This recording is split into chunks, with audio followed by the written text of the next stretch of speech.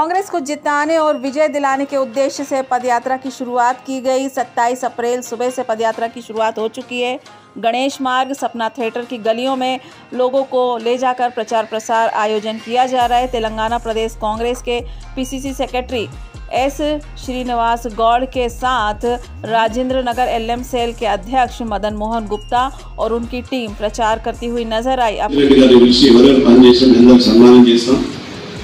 తర్వాత మీకు ప్రభుత్వ పరంగా వచ్చే బెనిఫిట్స్ అని కూడా మేము ఇప్పించడానికి ప్రయత్నం చేస్తాం। దయచేసి మాతో పాటు మీరు అంతా డేవిడ్గారు మీరు తగ్గండి అందరికీ తెలియజేసుకుంటూ ఈరోజు మనం కార్యక్రమం ప్రారంభిస్తున్నాం। మంచి మనసుతో మంచి జరగాలని, రంజిత్ రెడ్డి గారు ఎంపీ గెలవాలి, మన ప్రాంతం నుంచి మెజారిటీ ఓటు రావాలని దేవుడిని ప్రార్థించి మనం బయలుదేరాం। అదేవిధంగా మాస్టర్ రాజు గారు రాజు